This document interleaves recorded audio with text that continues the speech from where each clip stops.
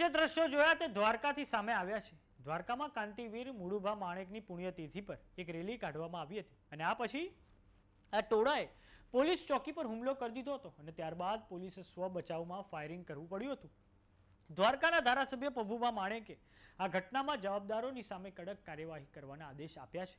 તો હવે પોલીસ દ્વારા 7 જણની સામે ફરિયાદ નોંધવામાં આવી છે। તો આવો જાણીએ સમાચાર વિસ્તારથી। નમસ્કાર, જમાવટ સાથે હું છું પાર્થ।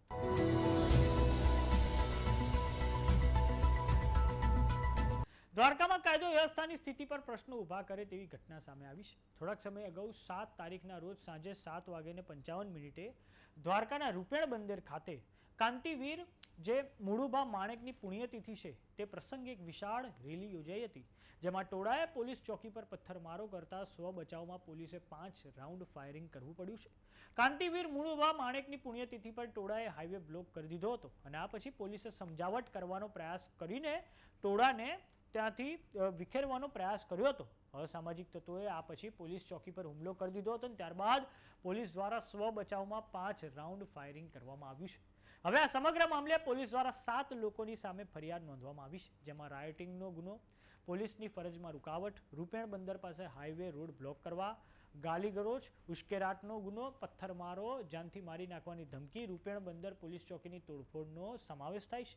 આ સમગ્ર મામલે ફરિયાદ દ્વારકા પોલીસ સ્ટેશનના હેડ કોન્સ્ટેબલ ગીરુભા રઘુભા જાડેજા દ્વારા પોતે નોંધાવવામાં આવી છે। પોલીસ દ્વારા આ 7 લોકોની સામે હવે કલમ 121 સબક્લોઝ 1, 121 સબક્લોઝ 2, 122, 221, 224, 132, 57, 189, 189 સબક્લોઝ 2, 190, 191 સબક્લોઝ 2, 324, 324 સબક્લોઝ 4, 352 અને 351 સબક્લોઝ 3 હેઠળ ગુનો નોંધીને સમગ્ર મામલે તપાસના ચક્રો છે હવે તે ગતિમાન કરવામાં આવ્યા છે। તો દ્વારકાના ધારાસભ્ય પબુભા માણેકે પણ આ ઘટનામાં જવાબદારોની સામે કડક કાર્યવાહી કરવાની માંગણી કરી છે। તો આપણા ગુજરાતમાં અવારનવાર એવી ઘટનાઓ સામે આવતી હોય છે કે જેમાં સામાન્ય લોકો છે તે પોલીસની સાથે અથડાઈ જતા હોય છે।